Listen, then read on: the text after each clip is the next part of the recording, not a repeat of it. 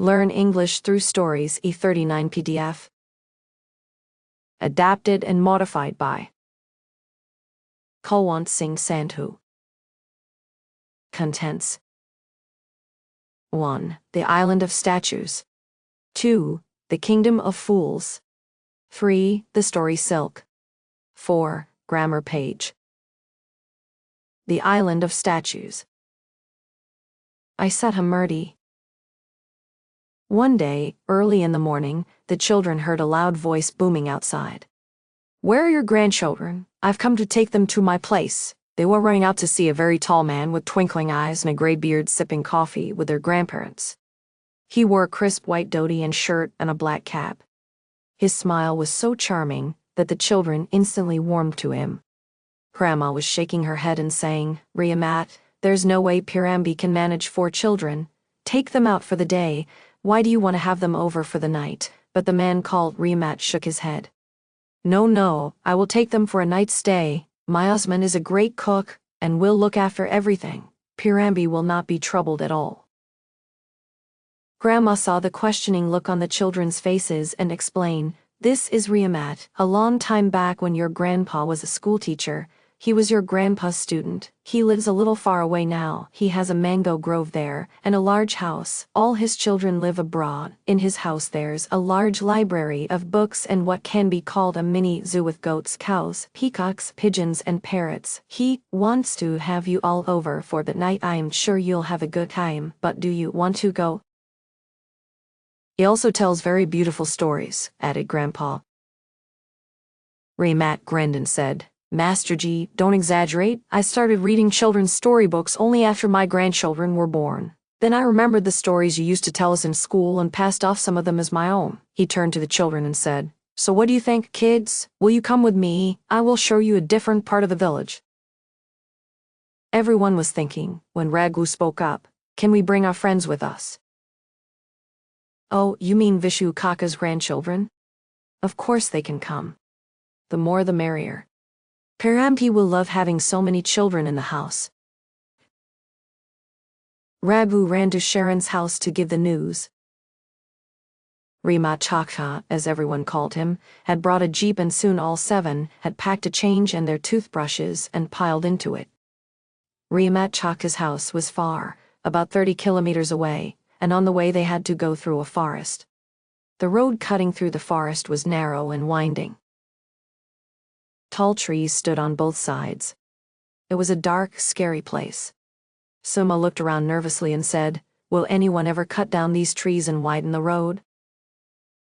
Riamat Chakha shook his head. "Oh no, the villagers will never allow it. We love our trees and try to see as few are cut down as possible. Trees must never be cut unnecessarily. Do you want to listen to a story about a kingdom that cut down all its trees?" Of course the children did, so Riamat Chakha began his story. Once there was a beautiful verdant green island. It had forests filled with huge trees, waterfalls gushing with clear blue water and mountains where there was a quarry of a unique kind of stone. This stone was valued for its attractive white color. It was also easy to turn into sculptures. The island had been ruled for years by a king who was now old.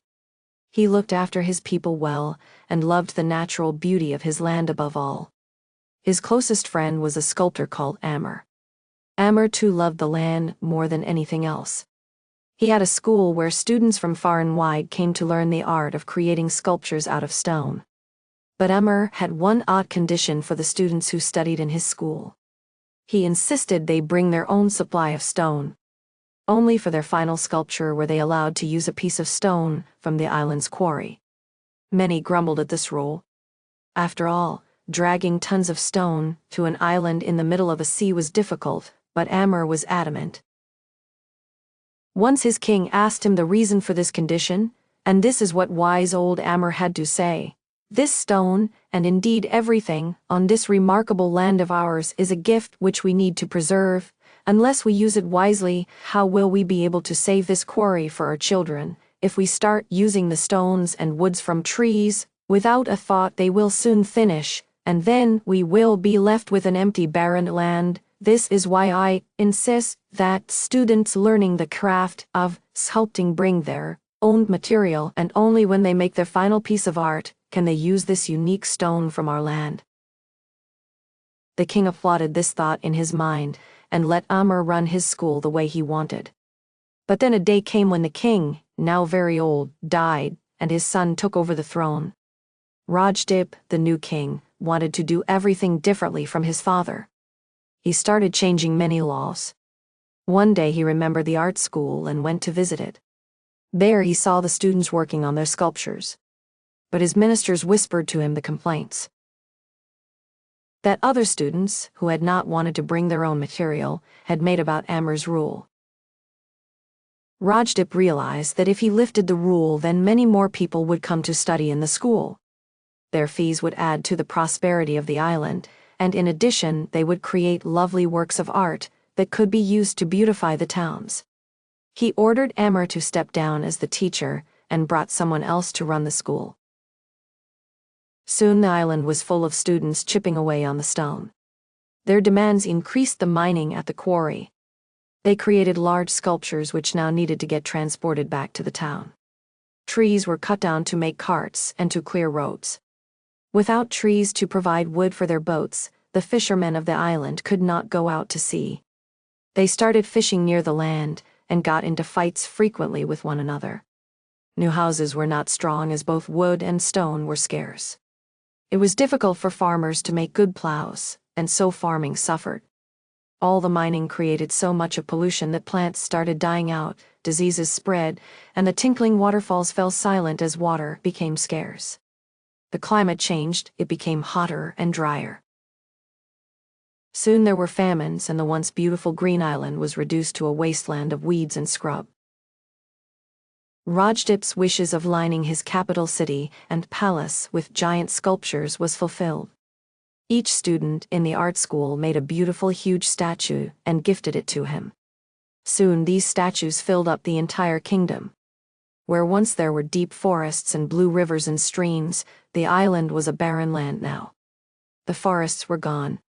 The rivers had turned into dirty trickles of water. The climate had become hot and dusty, as the rains no longer came on time. People started leaving the island. The houses, schools, and palaces slowly fell silent as they were abandoned. With time, everyone forgot about this island.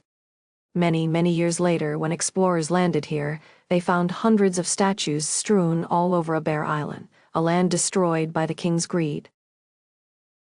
How everyone enjoyed the story. The rest of the journey was spent in each one acting out a part from the story, with Riamat Chakta taking on the role of the wise old king. Cheerful and at the same time very hungry, they soon reached their new friend's house. It was a huge rambling place. Parambi was waiting for them at the doorstep. She told Usman to make a sherbet of mango and shurkumha, a kind of kheer, for lunch. There was also paratha, biryani, and all kinds of mouth-watering dishes, which Usman was more than happy to prepare. After lunch they roamed around the house, examined the books in the library, and the many awards Riamat Chakta had received for his innovative skills in agriculture. The Kingdom of Fools. Riamat Chakta, you must be very intelligent. You know so much about farming, fishing, stories, and so many other things, Minu remarked that night as they sat outside, watching the fireflies twinkling all around them. But Riamat Chakta did not agree. No, not really, there is plenty I still don't know. In fact, one can never stop learning. Knowledge is the only thing it's good to be greedy about. It was a beautiful, clear night. The moon and stars shone in the black, unpolluted sky. Parambi was feeling very happy. Her own grandchildren lived so far away, and came to visit her only once in 2 or 3 years. After so long, the house was filled with laughter and young voices. She was too frail to do much, and was enjoying sitting among them and talking to them. Soon they started yawning and rubbing their eyes. But no one was going to bed till Riamat Chakta told another story. There once lived a king who was very intelligent. He looked down upon anyone he thought was dull. He was also very proud about the fact that in his kingdom there were no stupid people. Some distance away from the capital city lived an old teacher. He had taught the young prince, who was a sweet-natured boy, once, but had turned into a proud, rude king. Many people told him about the king's boastful nature, and the teacher decided to teach his old pupil a lesson he would never forget. He called his 3 best and brightest students, Harish, Mahesh and Umesh, and said, "We need to bring that proud king down a peg or two. I want the 3 of you to teach him a lesson and make him realize the foolishness of his pride." The 3 students set off for the capital. Harish walked to the city market. There he met a man selling betel leaves. "How much for these leaves?" he asked. 10 rupees for 200 leaves, the shopkeeper replied. "Here are 10 rupees. Give me only 25 leaves. My servant will come and collect the balance 175 leaves." The betel leaf seller agreed and gave Harish 25 leaves. Harish now strolled into another shop where beautiful shawls were being sold. "How much for this?" he asked, fingering the best shawl in the shop. 200 rupees, answered the shopkeeper. "Here are 25 rupees. You can collect the remaining 175 rupees from the pawn shop there," Harish said, handing the shopkeeper a note. "Please give the person who brings this note the remaining 175, the note read. The shawl shop owner sent his servant with the note to the pawn shop to verify if indeed this was true.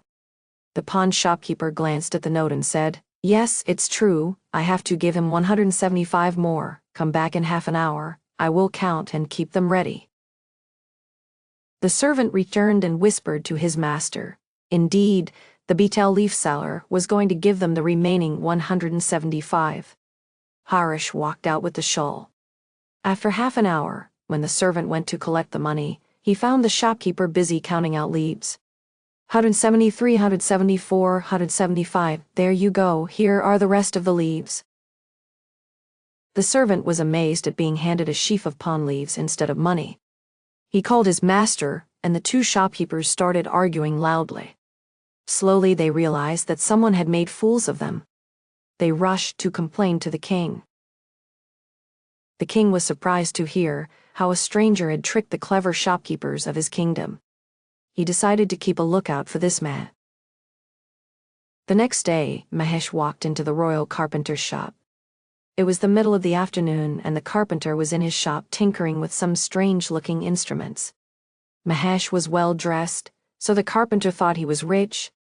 Enthusiastically, he started showing off his various creations. He picked up a large wooden lock and said, "See this? Will you believe that with this you can even lock a man? Place the person's head between the lock and a pillar and turn the key, and there, the man cannot escape." Mahesh pretended to be skeptical. "Go on now, how can a simple wooden lock do such a thing? I don't believe you." The carpenter got very agitated. "But it's true, sir. I am the king's carpenter after all. I create many complicated instruments for the state. Here, let me show you." Saying this, he put the lock around his neck and the nearest pillar and turned the key. "Now see, I cannot even move my neck. Are you convinced? Now just turn the key the other way to set me free." But Mahesh would not turn the key. He just stood there laughing. Then he coolly picked up the key and walked out of the shop. The carpenter could only shout at Mahesh's retreating back, "You villain, come back, set me free," but it was in vain. Mahesh had fooled him. Later that evening the king came to know of this other stranger who had duped his clever carpenter. He was worried. Who were these men, making the brightest people of his kingdom look stupid? He decided to go around the city in disguise to try and catch them. As he walked near the city gates, he found a man sitting there with a heap of mangoes, waiting for someone to buy them. The fruit seller had chosen the loneliest spot, so the king was suspicious. "Why are you selling your fruits here?" he asked. The fruit seller was actually Umesh. He pretended to look nervously around and answered in a whisper, "Sir, I have heard there are some clever cheats roaming around the kingdom wanting to cheat us, and our clever king, I have heard one will be walking by this way soon, so I am waiting here hoping to catch him and deliver him to the king." The king was surprised that this person knew all about the clever gang of cheats. "Have you seen him before?" "Yes, sir. I know the gang. The person who is coming today is a chief." "What does he look like?" "He is tall, hefty, and very cruel." "Is there any way I can see him?" the king asked excitedly. "Sir, the best way is too high. As soon as he comes, I will whistle, and you can see him." But at that spot there was neither a tree nor any rock behind which the king could hide. Then the fruit seller held out a sack. "Hide in this, sir," he suggested. "I will keep you next to me, and anyone will think it is a sack of mangoes." The king agreed and hopped into the sack. Quickly Umesh tied it and walked away, laughing. The king soon realized he had been tricked. But he was tied in the sack and could do nothing. Many hours later, when his soldiers came looking for him, he managed to wriggle around in the sack and attract their attention. How embarrassed he was to be set free by them. He also knew now that he and the people of his kingdom were not as clever as he loved to boast. He realized his mistake. The king's old teacher came to the court and explained how his 3 students had tricked everyone. Harish, Mahesh, and Umesh apologized for their actions, and the king promised to rule his kingdom with wisdom and humility. The story of Silk. No sooner had the children gotten over their excitement of the visit to Riamat Chacha's house than Grandma sprung another surprise. There was a wedding in the village. Having attended some village weddings earlier, the children knew what to expect. Here, it was not like the city where you went at a certain time printed on the card, gave your present, ate, and came back.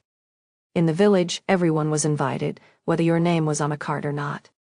And not only were you expected to come as early as possible, you were also expected to pitch in and help the host. So Damu was seen rushing off in the jeep to pick up guests from the railway station. Riamat Chakha was in charge of providing fresh vegetables from his farm. Grandma was herding a group of women into the kitchen and telling them what to do. Grandpa was supervising the cleanliness and had stocked up on big bottles of phenyl and other cleansers. And Vishnu Kaka was dressed in his best, most spotless dhoti and kurta and was looking after the guests. Grandma told the children to wear their nicest clothes and come to the venue. Krishna, always careful of the way she looked, wore her pretty blue silk frock. Grandma noticed and said, "Krishna, remember to be careful, there will be a lot of people and food there, don't get your clothes dirty." Krishna promised to be careful. Soon Grandma disappeared into the kitchen, which was lined with people chopping and stirring and cooking. Outside, guests were pouring in, and Vishu Kaka was making sure everyone was served breakfast. Grandpa was seen hurrying about with a bottle of phenyl in his hand. Riamat Chakha was taking care of the flower decorations while Pirambi Chakshai was stringing piles of garlands. Children were playing all over the place, film songs played on the mic, and there was a happy chaos everywhere. After the wedding, during lunchtime, while eating sweet pancakes of kairoti with badam milk, someone jostled Krishna, and a big puddle of milk fell on her dress. She was grief-stricken. Grandma consoled her. "Don't cry, silk can be washed and made to look just like new, that is the wonderful thing about it." Seeing Krishna's tear-stained face, she said, "Today, when we go home, I will tell you the story of how silk was made for the first time." That made Krishna happy. At night, though Grandma was tired, she still told the children the story of silk. Did you know that silk was discovered in China? A long time ago, in a tiny village in China, there lived a poor girl belonging to a weaver's family. One day, the emperor was passing through the village and saw her working in the fields. He noticed her red cheeks and rosebud-like mouth, her proud bearing, and her rough, work-worn hands, which meant she worked very hard through the year. He immediately fell in love with her, and though he was much older, decided to marry her. The girl married the ruler of the land and went to live in his palace as his beloved queen. But she was unhappy. She had grown up in the wide open spaces of the countryside, and now she was confined to a palace, magnificent though it was. She was used to working from dawn to night without a moment's rest, but now she had many servants to take care of her needs, and did not know how to fill her time. In the village, she had been surrounded by family and friends who exchanged news and gossip as they worked, but in the palace it was quiet and no one spoke out of turn. The emperor noticed his new wife was sad, and tried his best to make her happy. He bought her grand clothes, jewels, and artifacts, threw elaborate parties, hired the best musicians of the land to amuse her. Yet she was sad. One afternoon, the empress sat under a mulberry bush in her garden, lost in her thoughts about her village. She slowly sipped hot water from a cup. Staring up at the blue sky, the girl remembered the birds that flew over her village. Then, sighing softly to herself, she picked up her cup to take another sip. But what was this? A cocoon from the mulberry bush had dropped into the hot water. Her first thought was to throw away the water and the cocoon. But then she took a closer look, and she saw some threads peeping out from the cocoon. Where had they come from? She pulled the threads. They were thin, strong, and shiny. She kept pulling, and a long line of thread came out. Now the empress had a great idea. She would take the thread from many cocoons and weave soft, strong cloth from it. She called her servants and everyone got to work. They took cocoons out of the mulberry tree, dropped them in hot water, and removed the thread. They gathered a fair amount of yarn. Then the queen ordered a special weaving machine and wove the first piece of cloth, using this new thread. Thus silk, the best and brightest form of cloth, was weaved. The manufacture of silk spread throughout China. It was the cloth that only royalty could wear, and was much in demand in lands as far away as Rome. The route through which silk was traded between China and Europe through Asia was called the Silk Route. Now that the Chinese had learned how to make silk cloth, they did not want to share this knowledge with anyone in the world. Generations of Chinese royalty were sworn never to reveal the secret to anyone.